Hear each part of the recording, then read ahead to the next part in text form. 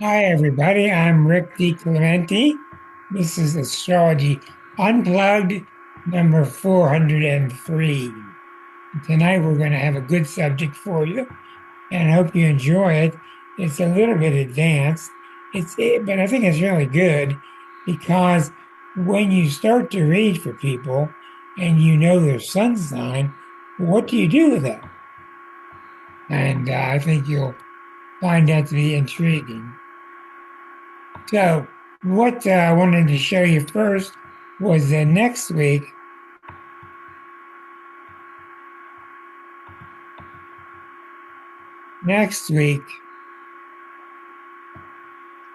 on the 12th, which is Thursday, um, Venus and Mars, you see the opposition that's forming. Venus and Mars and Pluto, and the moon will be over here. It'll be Mars and Pluto and Venus T square to the moon. And the reason that's special is that's digging up tremendous energy. And 2 months ago, I worked with Ksenia Moore out of Australia, who's just terrific. And we videotaped this show ahead of time because she knew that she would be traveling in the United States. So next week will be the show where she and I go through all 12 signs and how that Venus, Mars, Pluto, Moon axis is going to affect everybody. And we got into it pretty good. I thought it was pretty interesting. So that's next Thursday at 7 o'clock. Okay, here comes the showdown. Okay, now what tonight is about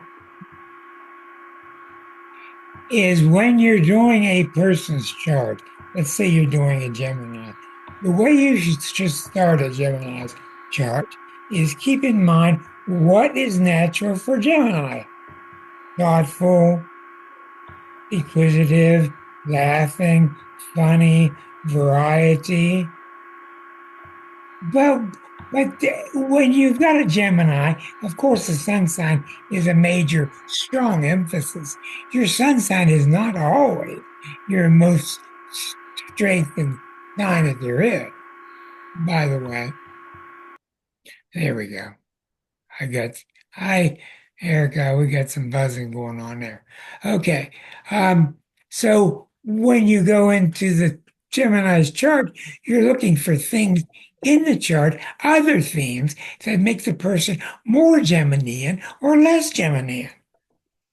So you might see things in the chart that make them more scattered or make them more varied.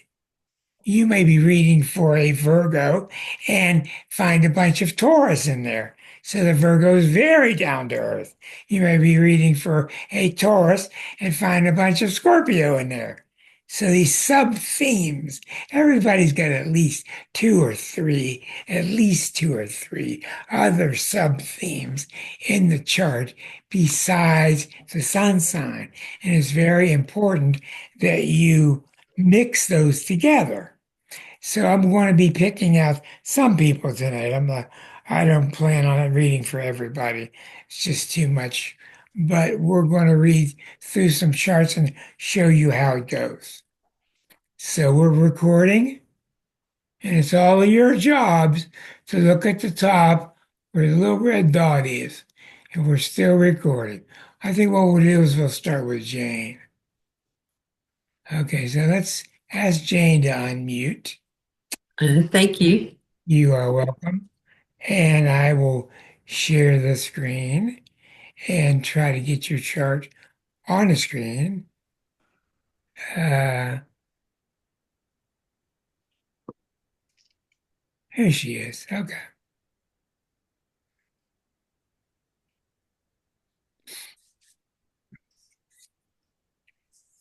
Okay. So we got Jane's chart on the screen. What anymore? You got so many buttons to hit to get Zoom to act properly. Okay, so we know that Jane is an Aries. but you can't stop at the sun sign. And a lot of people are forced to stop there because they don't know much about how to read a chart, which is why I'm doing this.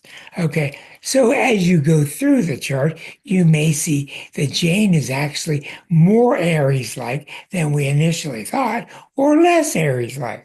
And if she's less Aries like, what sign is she like?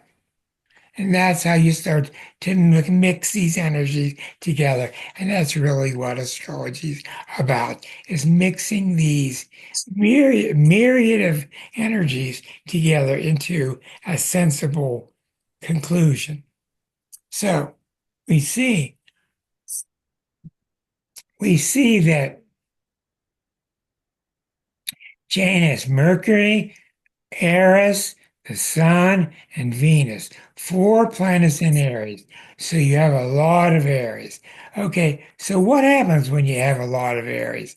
When you have a lot of Aries, the person is usually real impulsive. And I don't know, Jane. I only know what she's like when she appears on this show. So I could stand corrected easily.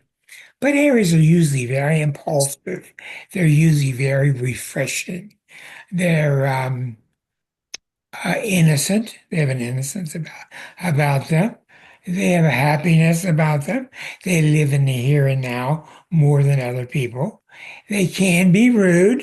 They can be selfish. It all, de- it all depends on the chart.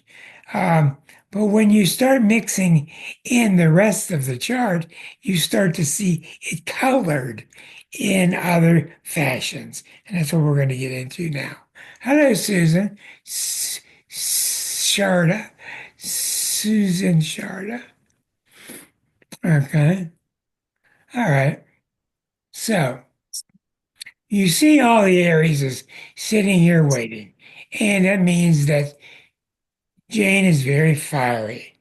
Okay, so you go over and you find a moon in Aquarius, Aquarius rising, and Chiron in Aquarius.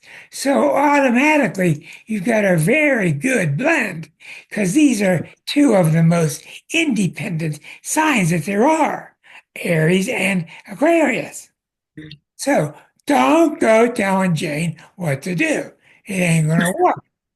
She behaves, she behaves herself nicely on this show, but she's not one that's going to take to being told what to do all the time. She's really got a very strong need to do things her way. This has nothing to do with stubbornness. This has got to do with these people that are mixtures of Aries and Aquarius. They have a very strong sense of self, Hmm. and they've got to be themselves. Now they can get goofy about it. They can get life is just about me about that. I don't think that's the case here. They're very refreshing people, and they're adamant about expressing how their experience in life is for them. I've been thinking a lot about Aries lately because when I started that book, The Exquisite Zodiac, and I had to become an Aries in the first chapter, I started recently to revisit it and to re um, access it. And what really makes them tick is they are the first sign of the zodiac. And when you're the first sign, there's nothing else to say. They're the first sign, let's go. They're the first sign, let's go. That's pretty simple. Doesn't mean you're right all the time. A lot of times they think they are, which is not correct. But even that is not the case. They want adventure. They want the adventure of being themselves. See, now to the rest of us signs, usually the adventure of being ourselves is not that big of a deal. It can be. But to Aries, it's everything. Hello, Linda. The adventure of being themselves, the adventure of experimenting and see what I can do. Look and see what I can do. So you've got tremendous um, pleasant mixing with the three planets in Aquarius and the four planets in Aries. That's seven planets. Okay. Now, when you do have such individuated strength there, you will have some difficulty with Jane, with her wanting her opinion to be heard, with wanting things to be her way. There's no way that she can avoid all of that because it's just too strong. And most people won't have any trouble with it because Aries have a very good way of giving off an innocence, uh, benevolence. They mean well. Does that make any sense, dear Jane? It does. It's interesting because I have an older sister who's an Aries. She's the 9th of April. And I consider her to be really fiery Yeah. and opinionated, and it's only her opinion. And I think that had a huge effect on me because I don't necessarily do that. I can see that I'm very much uh, wanted to always just be an individual, to work out who I am. Um, but it's interesting that even now when we speak, she's in another part of Australia and um, she's just very strong in her opinion, and I usually dim mine down. Okay. One of the reasons that you're a little softer, and this is really major, is because of your moon placement. And That's it's not because the moon is in Aquarius. That's secondary. It's because the moon is there by itself. The moon itself is right on the angle. 1341 versus 14. So it's within 26 minutes. Within 26 minutes, less than a degree, the moon gives her tremendous Cancerian energy from the moon. See, the moon, Cancerian energy is not out front, slamming its fist, insisting on having its way. It's much more delicate, it's much more sensitive, etc. And that makes her a better mother. That makes her a better friend because she thinks more of other people than she normally would have if she was just all those Aries planets. So we get a lot of, watch this, we get a lot of Cancer from the moon. We get a lot of Virgo from the Chiron, and we get a whole lot of Aquarius from all three of these. So there's a really intriguing combination. So you mix those three together and mix them together with a big Aries pie. Okay. Yeah. Now we come up at Thank the you. top. Yes, we come to the top. I'm getting some interference from somewhere. I'm not sure what it is. Uh, Hold on one second. Okay. So we automatically know that you're really quite a mixture. Now, one of the things about this is when it comes to your opinion, you're going to give it. You're not going to have to be twisted and prodded to give your opinion. You're going to give your opinion. It's going to be very honest. It's how you feel. It's that simple. Okay? Yeah. I want you all to really get used to the fact that the moon makes this chart very Cancerian. I should say otherwise. It makes this chart very lunar. It's very lunar chart. If this moon were up a few degrees or down a few degrees, it would not be so. But the fact that it's right there, and the moon and Aquarius are really strangers. They don't get along real well. They're really strangers um, in a strange land. But the moon adds the much needed water and much needed emotional support and activity to go along with this tremendous amount of intellectual energy and all this fire. Now, I'll tell you right now, There are other things in this chart, but it's my job to balance things. The other things in the chart are so relatively unimportant. Your Aquarius with the moon versus all that Aries is so important that that's your story. And that's very rare. Usually, people I've found have four or five, three, four or five major themes. Three, four, five. But you've got the two so strong that the other ones can be pushed to the side a little bit. Does that make sense to you? Yeah, yeah, it does.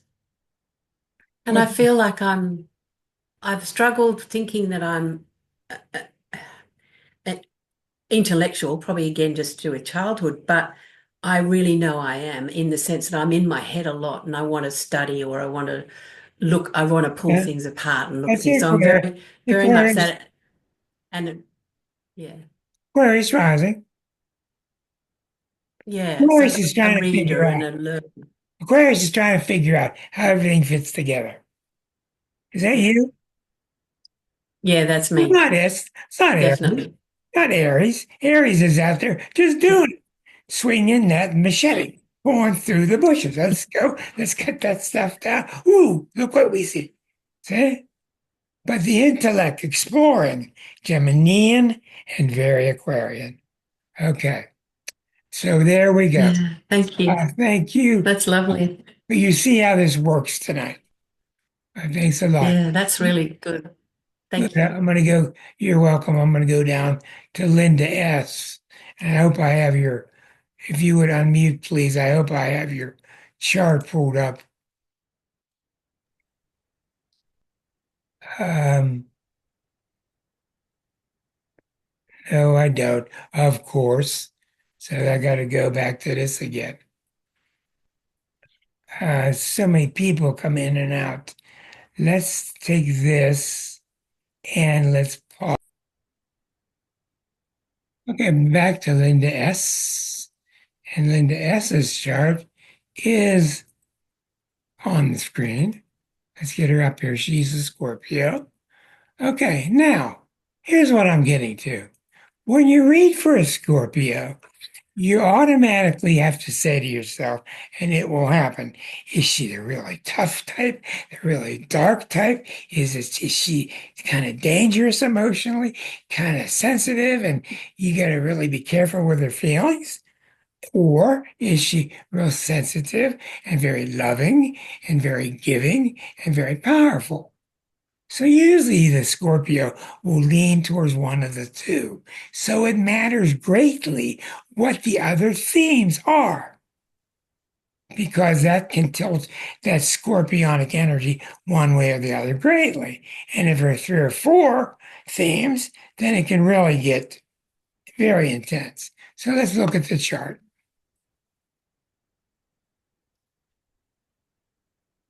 Okay, so we see that in her chart, we see the Sun and Mercury are both in Scorpio. That's no big deal. That's a nice little bit of Scorpio. We see that these two planets are very strong because they're on the angle, Mars and Saturn in Gemini, and we see three planets along the angles here. So we've got four or five themes already. Now, this Gemini energy, along with this Uranus in Gemini, really, really helps Linda because it makes her lighter. I'm trying to find her on my screen. It makes her lighter. And we all need to see our Scorpios get lighter because they can get so heavy that it can become very heavy in the kitchen. It can become dark. And what did you mean by that? And they can take things the wrong way. And they can get feeling the number one problem with Scorpio is they feel betrayed when they're not. They feel betrayed when, in essence, it really was nothing to get that excited about. So that's one of the number one things that that sign falls prey to, as all signs do. So the Gemini really, really helps. It helps keep her lighter, helps keep her looking around. Let's see this, let's see. Laughing things off, which is not a Scorpio trait, and it is a Gemini trait. So that's a really nice thing. Both signs are very curious. Scorpios are very curious because they want to know what makes you tick, and Gemini wants to know what makes everything tick. And you will find, as an astrologer, these two signs marry themselves all the time. And Mm. it's not a good mixture, but you'll see it happen all the time. And I think it's because the Scorpio is attracted to the Gemini's innocence and their sense of curiosity. And I think the Gemini is is falsely attracted to the Scorpio because they think that they can settle them down. They think that they can calm them down. They think that they can somehow win them over and change them. And there ain't no way that will ever happen. The Gemini is not going to change the Scorpio. It will always be the opposite. Now you see three uh, vocal, vibrant planets in Leo, and that's ebullient and happy and extroverted. That's good. And up at the top of the 10th house, we see a born romantic with Venus next to Neptune and opposite Eris. So there's a very strong romanticism in this person's chart to go along with all of the Scorpio. So one of the main things I see right away with Linda, and I've been studying this since I've been studying her on this show. She comes across, we got to get to know her, and I always know that she's a lot deeper and thicker and more intense than what anybody might think. But you've got Sag rising, you've got three planets in Gemini, you've got three planets in Leo. Don't be fooled by these. Okay, she's not trying to fool you. It's just that she has a very light-hearted exterior. And in a lot of ways, that light-hearted part of her is her. But when push comes to shove, you don't shove Linda. She's very intense. She will fight you tooth and nail, and she's very, very strong. I happen to like this combination. It's an unusual one. What do you think, Linda? I've grown to like the combination and I've learned a lot from you about it. And it's helped me a lot, to be more understanding of myself and not as conflicted Yeah, because the Scorpio. you can see looking at you. There's a very nice, lighthearted, happy, fresh Mhm. person that you don't usually get with scorpion types.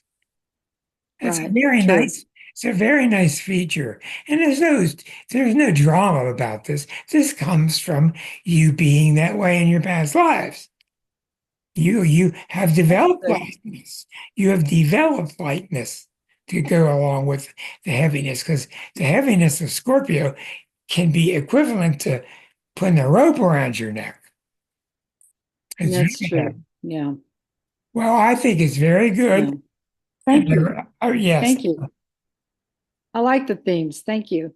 you are welcome. And I really like that Neptune, Venus, and I like those Leo planets there too. So I think it's Mhm. really got a good blend. Now I'm going to tell you, everybody, because I'm talking to everybody, including um, all of our YouTube, Viewers. YouTube folks. Sometimes a chart is just too heavy. Mhm. Huh, Rick? Yeah. Sometimes, sometimes it's just too heavy. And then what, Rick? Ooh.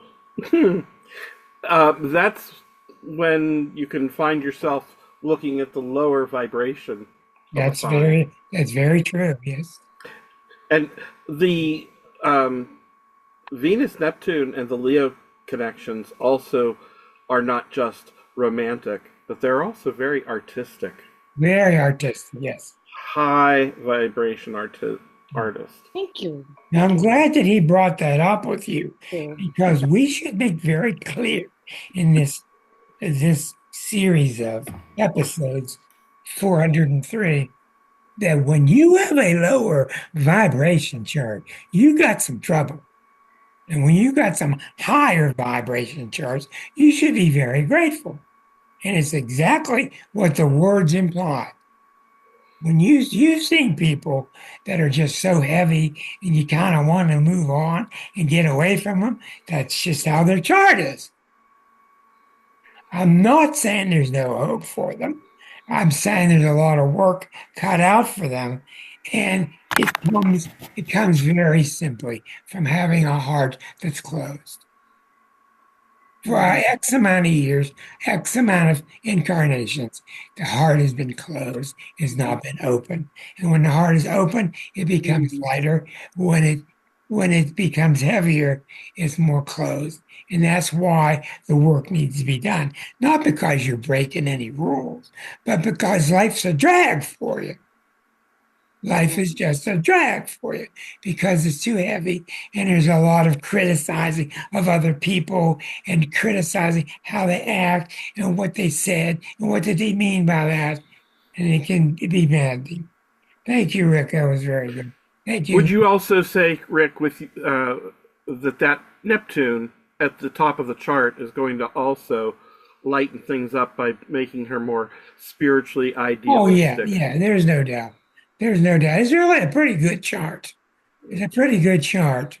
I have seen Scorpios messed up from having too much Gemini because here's what happens when you have too much Gemini in the chart is the subject aims too high. How do I put this? With people with moon and Gemini can't stand to go outside and paint the door and paint the window and just stop there. They want to stop because the moon's in Gemini. They're tired of it. I painted enough. I don't want to paint anymore. But the Scorpio chimes in, oh, you're lazy. You said you're going to paint the whole house today. Why didn't you finish? And it can start lashing a person across their back because they're not finishing the job and not showing what is so respected by the Scorpio sign, which is thoroughness and completeness, etc. So when I get people with Moon and Gemini, I teach them all to aim lower. They go, what? I say, aim lower. Don't go out today to paint the whole house. Go out today to paint the one wall or the one door, and then leave it and come inside, put your bucket away. And boy, there it's almost like God gave this person relief. They really are affected by hearing that said to them, which makes me feel good. I want to go on to Susan Sharda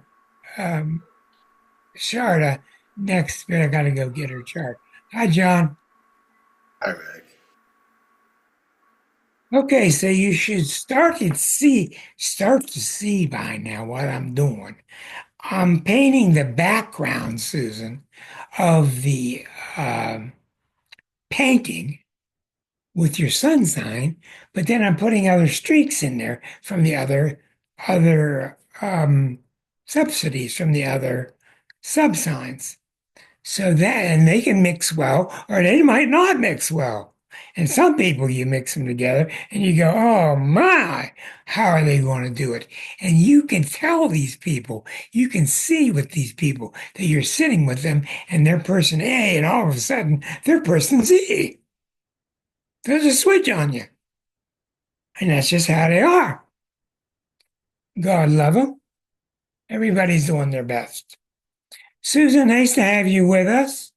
You can unmute yourself, please. Thank you. Thank you.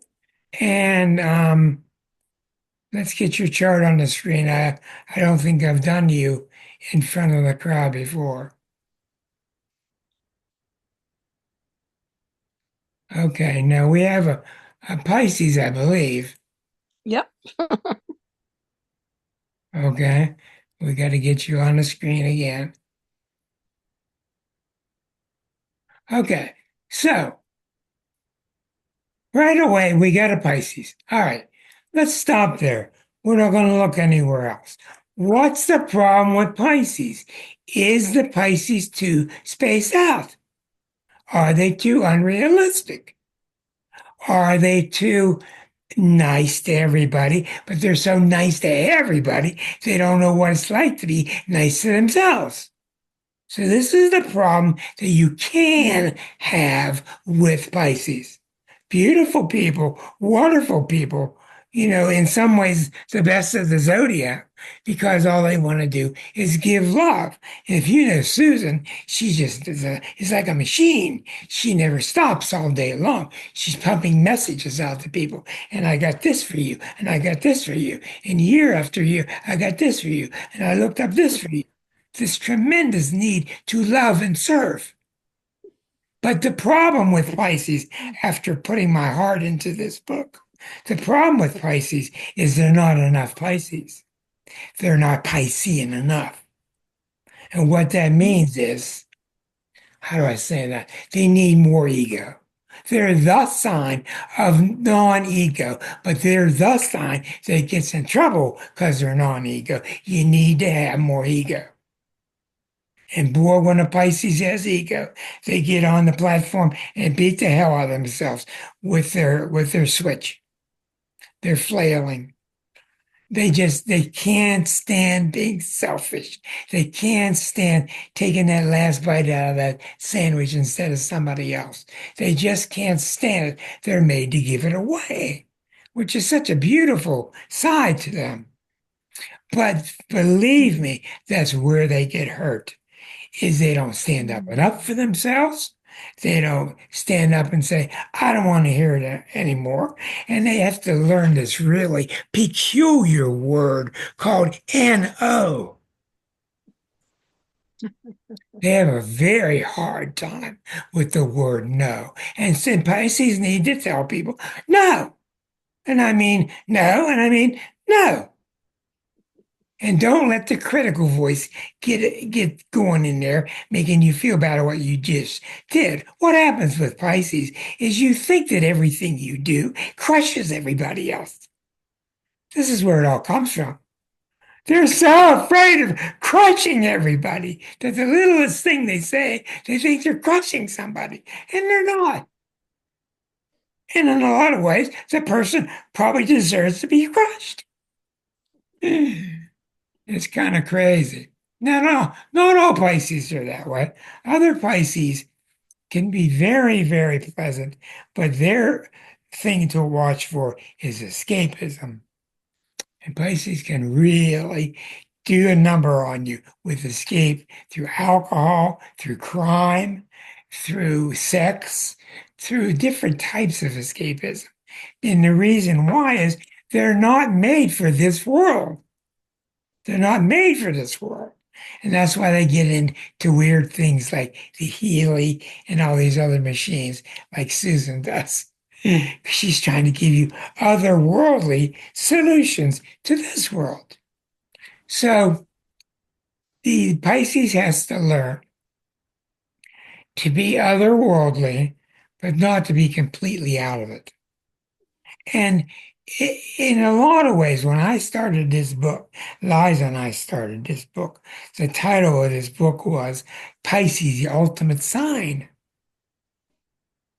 And I really meant that, but I changed it because I didn't think people would understand that properly. So I changed it to the Exquisite Zodiac. So we know what we're looking for. We know we got a person who's tremendously sensitive. Are they escapist? We don't know. Are they self-loving? We don't know. So now we go look at the chart. Have you seen much of your chart, Susan? Not lately. Okay. You gave me an incredible reading originally. That was 5 years ago. Okay. All right. You got Mars and Saturn rising in Cancer. Now, this is very symbolic right away. This is somebody who's driving with their brakes on, period. This is somebody, I got the gas on and the brakes, got the gas and the brakes, and the gas and the brakes. And this woman is always getting her brake pedal replaced or getting her brakes replaced because she moves so cautiously. It's in Cancer. Why is Mars and Saturn in Cancer? It's because she's so afraid of running over somebody and hurting somebody, which is Piscean in its very nature anyway. So, once again, I say to you, without even looking very much, you worry too much about running over somebody. And the fact is, you're just not going to. It's not your nature to hurt somebody. And you can afford to put the gas pedal down a little bit more. It would take you a lot further, but I would examine your past life chart to see where this comes from because there's just a real fear here of running over people. And you just can't stand that thought. Does that make sense? Yes. How do you deal with that?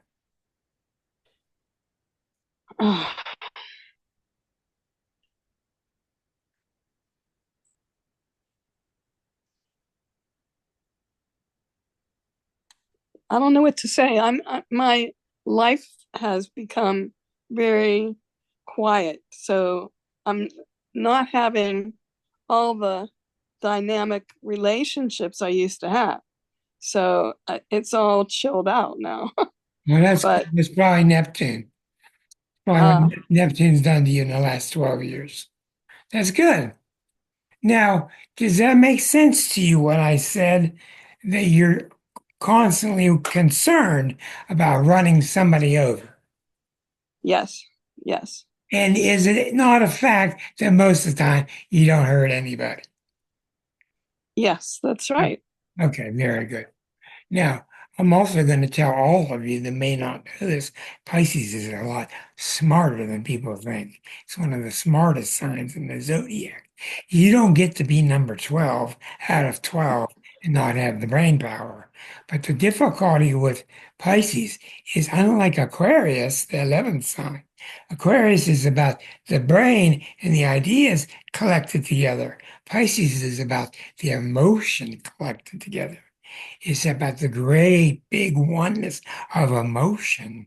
And when you put one emotion together into oneness, you're talking about a very powerful force. You're talking about God energy.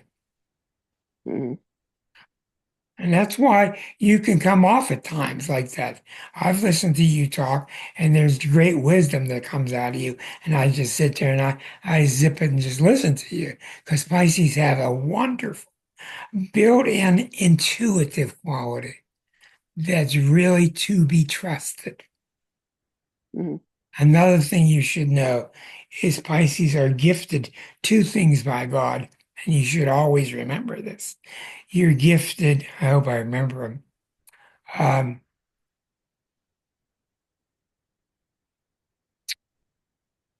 knowing and believing. Knowing and believing. You have that natural gift. Your intuition is not to be taken lightly. Take it very seriously. Let's go back to the chart. Okay. Belief. Belief was the other word. Okay. Here's three planets in the ninth house. This ups her strength with her philosophical thinking. Here's three planets in the third house, which ups her ability to have a strong mentality. Here's the moon opposite Pluto, even though it's 6 degrees apart. This tells me that in the past life, she's had a very intense emotional experience. This is possibly a mother in the past life. Maybe she was the mother, the other person was the daughter. But it's a woman relationship with you. And it stands for unevenness, never being able to be equal with this woman, whether it's the daughter or whether it's the child or whether it's the mother. There's an imbalance emotionally going on with the mother. And you have to watch this. It's very hard to interpret. One of the hardest things there is. But one of the things it can be is the mother sucking your power. You got to watch this. Is the mother trying to suck your innocence from you and use your innocence for herself? And this can be very underhanded if you don't watch it. But I don't think that you are to be that concerned about it because I think you work at such a high level. I think you've gotten past a lot of this. But I think you've had to deal with a lot of this issue in your life is dealing with people that don't have the best intention.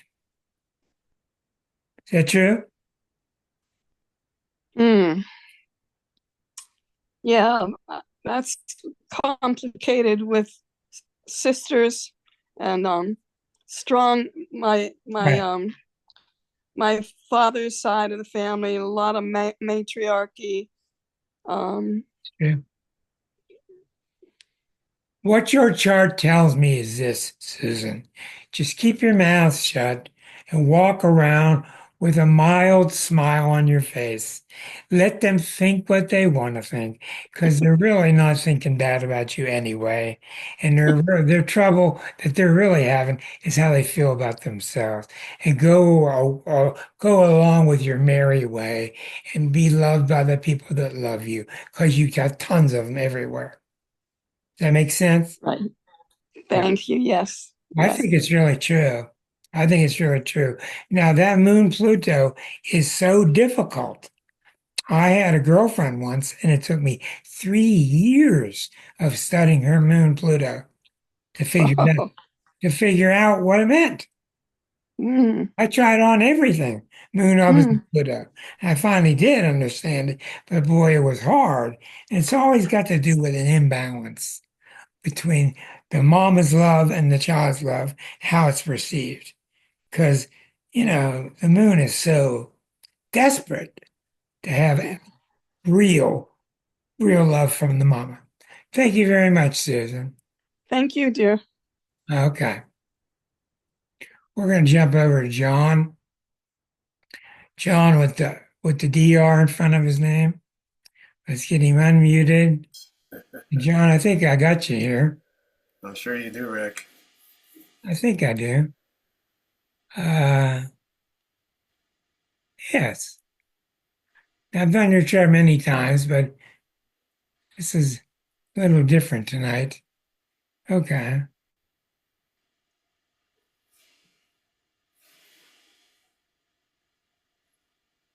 Okay. Now, you're going to really find this to be true with John. The difficulty you can run into with a Taurus person is they want to stay where they are. They want to stay planted where they are. That's it. Don't talk about it. Don't suggest nothing. That's it. That's what they want. And well, in a lot of ways, that's true. But in a lot of ways, John does not suffer from a lot of Taurus problems. I've watched him closely for years. He's much, much bigger than the typical Taurus. And a typical Taurus is much smaller in terms of breadth of consciousness. John is very big consciousness, very broad consciousness, and you don't find that normally with many Tauruses. So when you look in his chart, you got to see, are there other forces in there making him smaller minded? Are there other forces making him bigger minded? Almost always, Tauruses are very pleasant. Come over, have dinner with you, have you over for dinner, and just really, really pleasant people. They really know how to enjoy life. So we're going to stop right there and go into the chart because there's just too much. And right away, we're going to see a very major symbol in his chart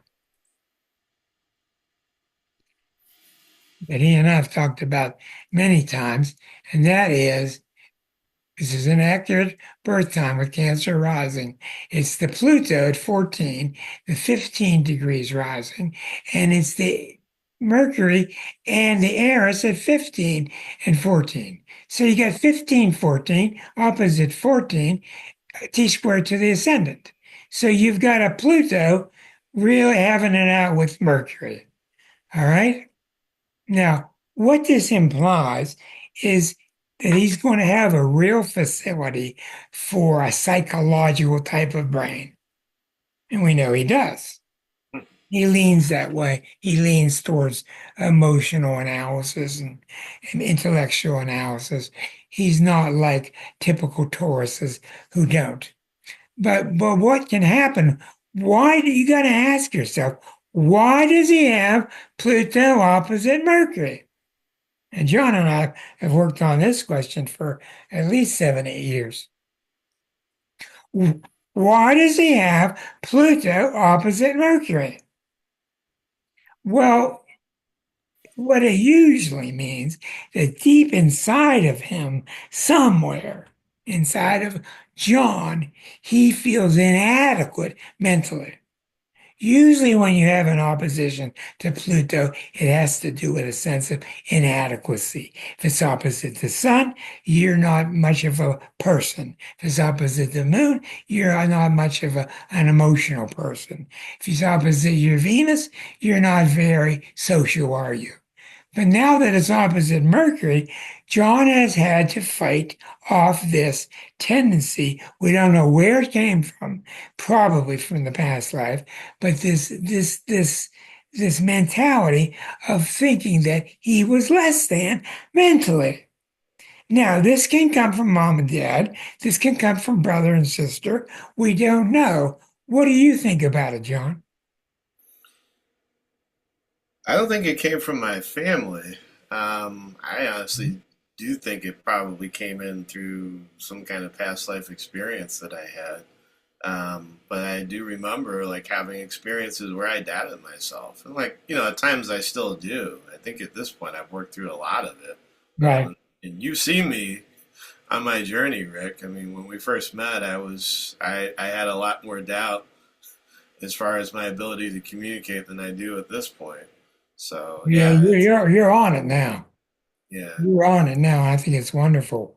Now, this is what I want to tell everybody. Don't freak out so much when you see a bad aspect in your chart. Usually, huh, Linda Sprague? Usually, that bad aspect is what shapes your life. Usually, it is. Usually, it is. I'll ask my partner, Liza, same question. Usually the tough aspects shape us. Liza, would you unmute yourself? There you are. And your opinion, please? Oh, absolutely. You're right about that. It shapes your life. And if it's is a tough aspect and you are working with that, understanding it first of all, and working with it, it's really can become your main source of strength. Exactly. And and understanding yourself and also in your relationships with other people and with the world in general. So, yeah. Exactly right. Thank you. Now, the reason why is you think somebody's going to mess with you mentally after you've been through 600 hours every day fighting this fight?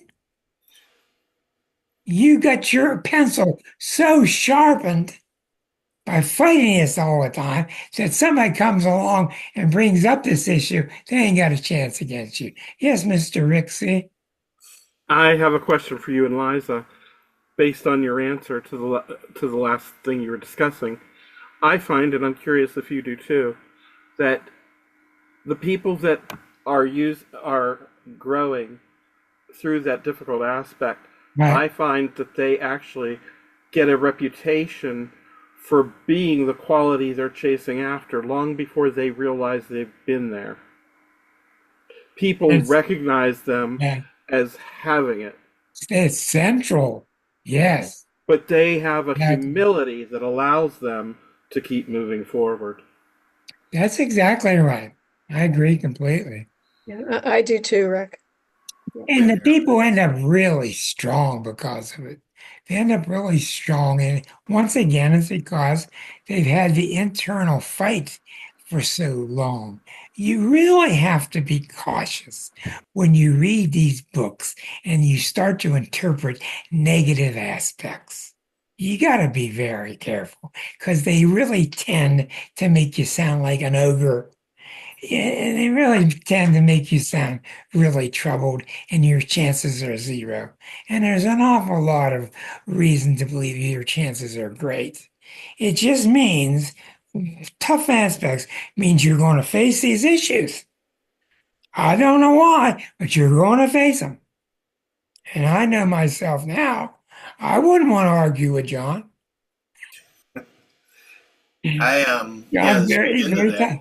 Yeah, Huh? to speak into that, Rick, like I always remember you telling me, like, and you told me early on this, that you felt like I would work through it eventually, and like it would just become like, and like the whole time I've known you, the whole time we've talked astrology, you've never really said, "Oh, watch out," like a lot of astrologers will say, "Watch out, here comes Saturn. Oh, you gotta be careful. Yeah. Here comes Mars," and you are always like, "Well, what is it here to teach you?" Like, You like were look into too, it and you were see. too tough for But it. You were and too you'll tough get for to it. and you'll get to the point where, I mean, not that you ever really overcome it, but you can adapt the energy. You But can what will work with it happen rather now? than have it What work will against happen now, John? It will become your strength. you. Yes, Right, Linda? absolutely. It will become your strength. People will say to you, "My God, where did you get?" Like when I had to work through editing this book, and it took us 3 years, and dear Liza would come home after working all day, and she'd sit down and roll her sleeves up, and we would work another 3 hours. She was so iron-minded. She with that Aquarius in her. She was so tough mentally, and to see that fixed energy, what it can do to the Mercurian energy is really amazing. So that's what we see here. Now, you may think that you're doing this for this reason or that reason, but your power is in teaching people how tough-minded they can be. Your power is to teach people and to know I'm not letting anybody talk me into being weak. No, ain't gonna happen. Does that make sense? Absolutely. Well, I think it's wonderful. Thank Thank you you. very much, John. Thank you very much. Let's go take a look at um, Erica. Hello, Erica, Hi. in California. Yeah, we just had a 7.0 earthquake a few hours ago. Oh boy, Do you hear about it in Humboldt County? And they no, were that's way up saying north. tsunami warning, That's and way, everything worked out okay. that's way No up north. tsunami and not a lot of damage. That's way up north, right? Humboldt County, yeah, it's right near the Oregon border. So everything's okay. Well, they say, a couple doors fell down, things fell off of the shelves. Nobody dead as far as we know so far, no fires, no tragedies. So for 7.0, I think that's miraculous. And Well, very good. Congratulations. Let's take a look at your it's chart. releasing some of that energy too to keep That'll do us it. from getting that big one in San Francisco. Now, in your chart, we've been over this several times. We see a very powerful Neptune opposite Mars. We see Eris. Eris is really, really significant, but Eris is hard to talk about because she's such a new energy. But you got the Venus and Mars opposite Neptune. Okay. Now, we know you're a Taurus. Okay. But when you have Venus and Mars opposite Neptune, first of all, Venus Mars energy is a very charming energy. It's an energy that's known for being charismatic. on the stage, as a writer, as a person. You just have a pleasantness about you. And that's rather true, obvious with you. Now you've got, here comes Leanne, the Leo. You've got the Venus and Mars over there, opposite. Hi, Leanne. You got it opposite your Neptune. Okay, so what this means is, and you've fought with me many times about this, and I think it's just a matter of getting the right words out. Your chart is very dedicated to spiritualizing yourself. It's really dedicated. You may want to work down to earth. That's fine. But your chart is very dedicated when you constructed this chart, when you were born. Your chart is very dedicated towards spiritualizing your socializing energies. Does that make sense to you? Well, being that it was born right after the Second World War, that was probably pretty helpful, right? After all Yeah. of that horror. Yeah, but we're also seeing this is coming directly from your past life. This is very strong. And you put Eris in the middle of this. I think this whole issue is central to your life. Everybody you talk to is about talking about us, spiritualizing our energies, all of us. And It's also about the male female side of everybody, yes, It's like, claim your male side if you're a woman and claim your female side if you're a man so you can be a whole person. exactly right. Maybe eventually we can all get along. And trust one another, right? Hold on for one moment, please. Welcome back, everybody. We're going to be dealing with Leanne now, who's not only not been on the show right now, she was one of my first guests. Huh. Right, that's right. Guest number one was the three of you. Yep. Who are you, Leanne? Who am I? No, I know who you are. How are you? I am doing wonderful, Rick. I'm sorry. I thought this started at 8 p.m. It started at 7, so No, that's why. we changed that 6 months ago. We changed it back to 7. And So, I've been yeah, doing, I'm getting too old. yeah, I know now, so I'll be good moving forward. Yeah, it's got to be too late at 9:30. Okay, we got your chart. Let's take a look at you. It's been quite a while since we've seen you. Okay, you are a Leo, and we want to take uh, a brief look at Leo. Now, what happens with Leo, especially the women? I'm going to tell you right away.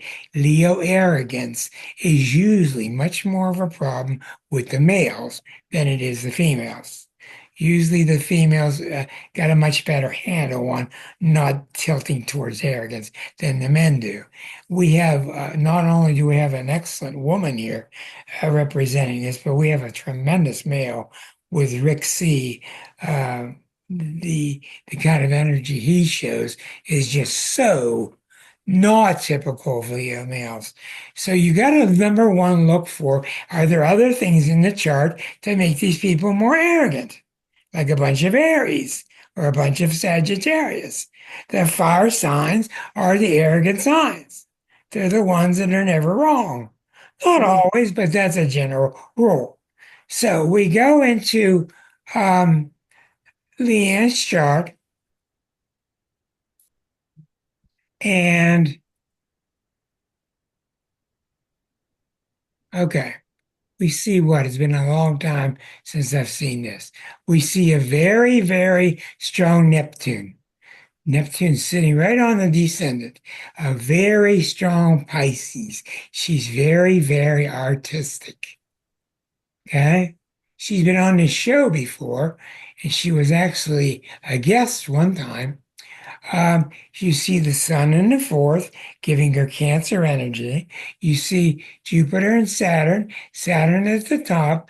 This Saturn at the top is very good for having managerial qualities, managerial abilities. And they can pretty much be a natural anyway. Leos are good at that. But the Saturn really helps out with managerial stuff. And this is an odd combination, but this triangle can actually be pretty good with the Sun opposite Saturn, Jupiter, T squared to Neptune, because the Sun is strong enough to not get lost in the non-self of Neptune. And in Jupiter and Saturn, they can be strong enough to help each other. When they balance each other, they're a very rarity in astrology. And they're a balance between the expansion and contraction, the optimism and the pessimism that's inside of you. So this energy is doing okay in this chart. Now we look over here and we see the moon is in Pisces, and here again we see the moon opposite Pluto. We just saw that in another person.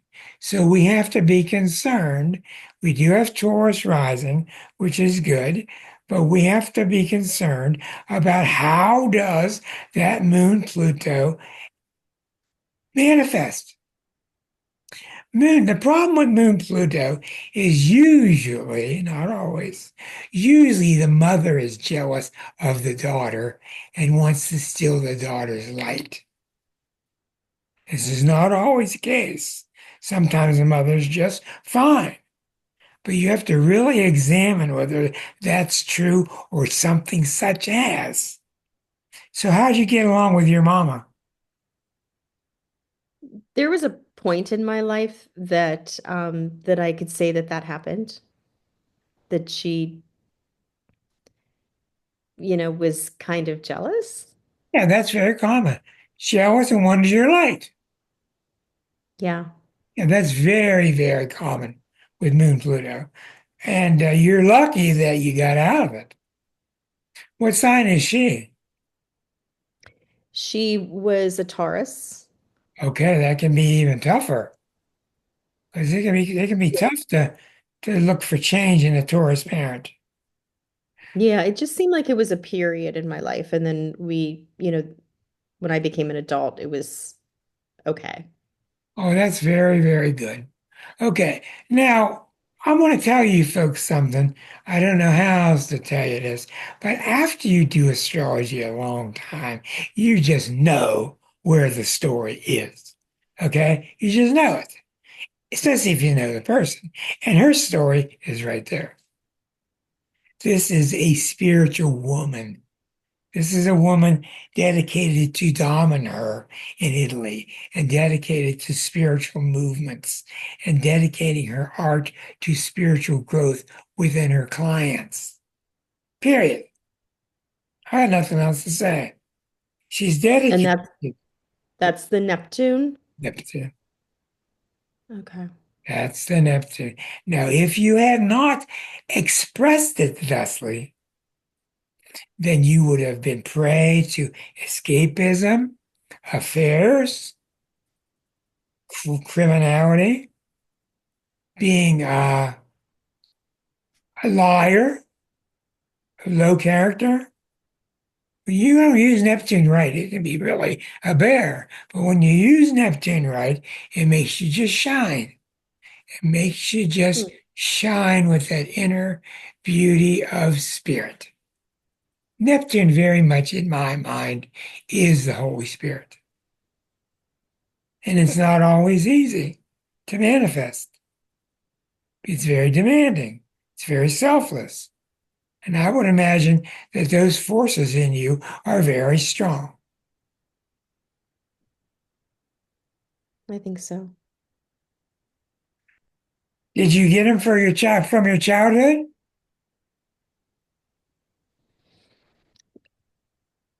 Absolutely.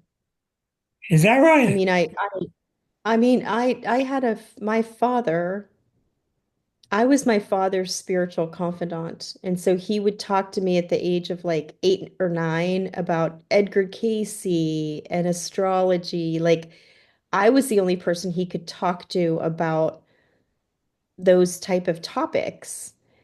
And so I was exposed to, I just always had that. I was always a deep thinker, even as a child, but having that person in my life exposing me to spirituality and evolution in certain ways, Well, I think I really. really don't have much to say to you because you're blending things really well already.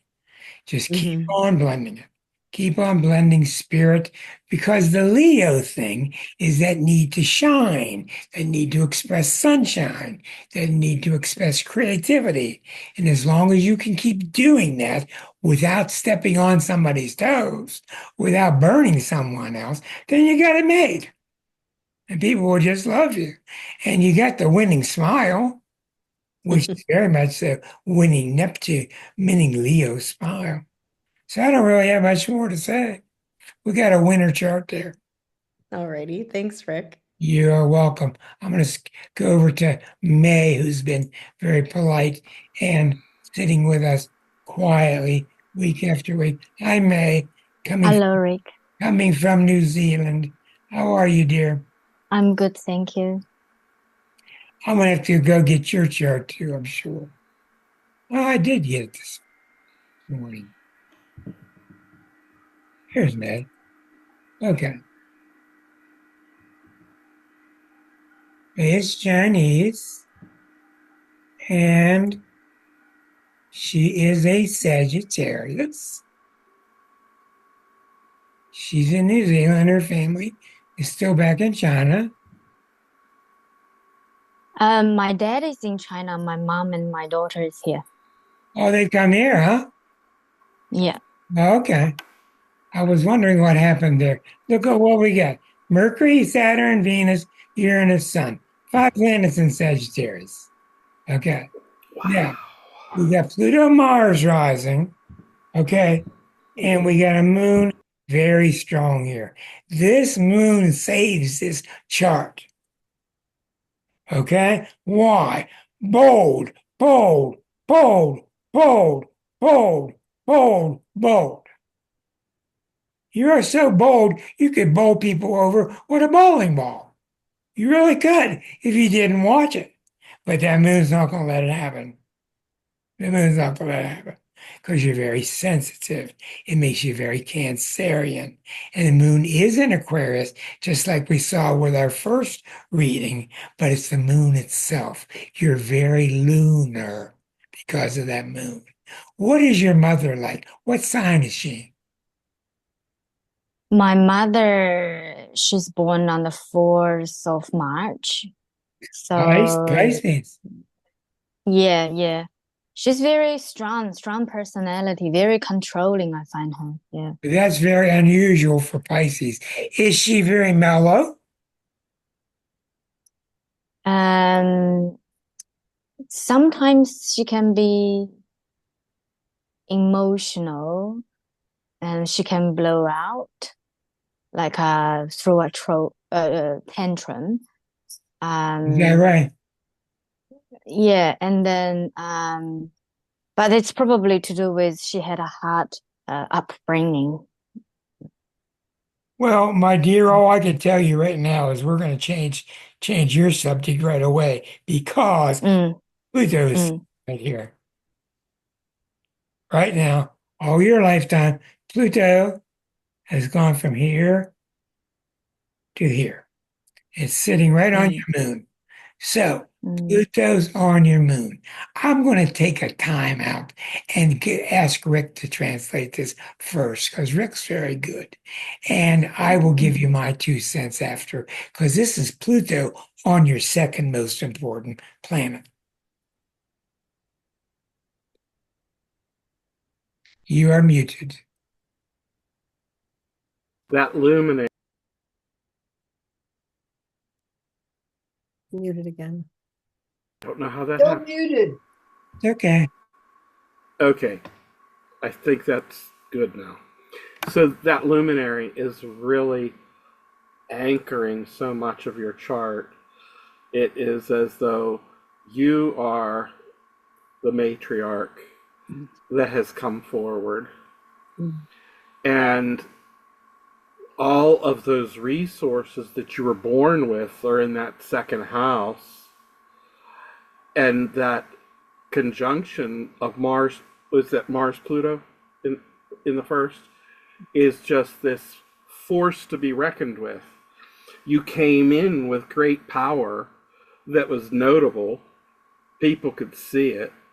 You were very quick to go to the defense of anyone who ever needed it. You were like a mama bear when you were young. And that has this foil in the opposition with Chiron to the other planets in Gemini. So there has been an element where people didn't always hear you. They saw you, so they didn't know what you were thinking. They didn't want to hear what you had to say all the time. And you are masterfully bringing healing to relationships. You have an incredible gift to listen. I don't know you except for your chart. So I'm saying you are an incredible listener. You just embody the divine feminine. Your chart is a powerhouse that is now ready to let loose. And I'm not Oh, exact. yeah. What does that Pluto mean? with the moon. Yeah. What does that mean to It, you, May? I think this is how I felt. I've gone through a lot of difficult times throughout the last few years, and there were a lot of time when when I live in the dark, I felt there were moments that I felt really hopeless.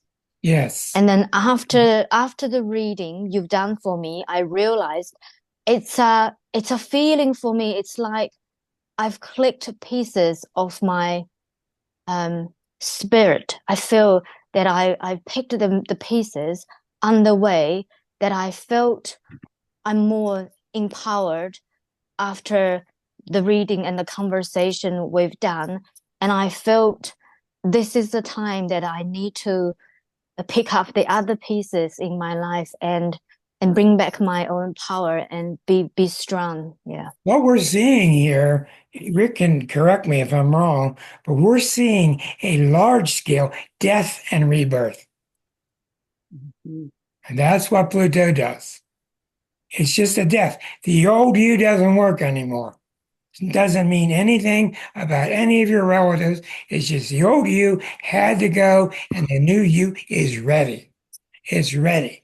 And one of the things you have to do, one of the things you really have to do with a strong moon like this, you cannot allow yourself to be too sensitive to what other people say and let them talk you out of your trip that you're on. You need to go. Just go. And you're going to get so much support from everywhere. All this course and miracle work that you're doing, and then from our group here, you're going to get so much support from everywhere. But you're just getting started. I think Yeah. I Yeah. think it's marvelous. Yeah. Thank you. Thank you. That is something I'm still working on. You are right. I'm very sensitive. Yeah. Well, I think And it's fine. Good.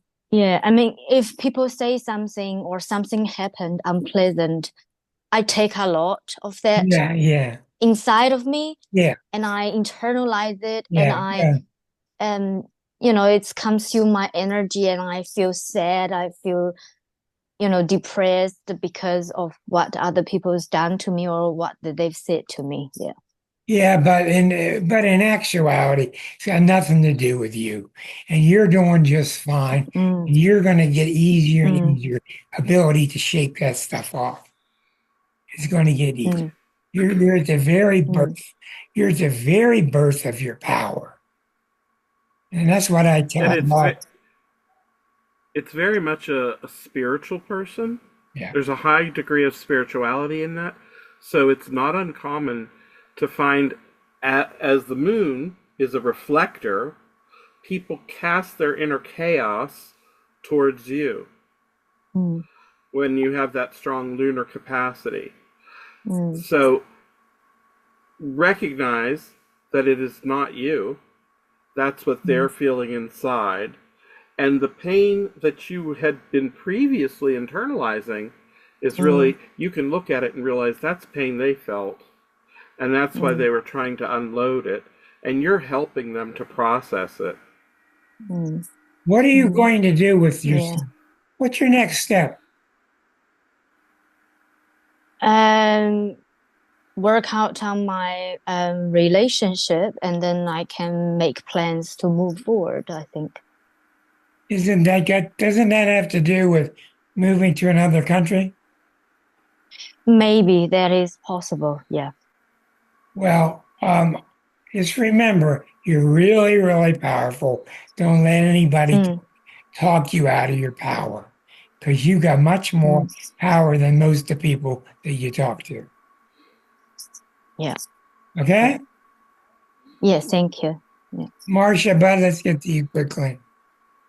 You are welcome, May. Marcia, let's look at you. Um,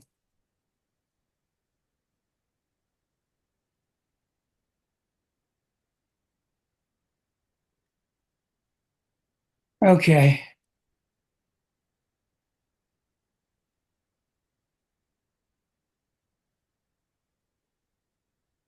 Okay. So you've got the three planets in Libra, the sun opposite Uranus. It's like looking at my own chart, actually. Um, Yes. Yeah.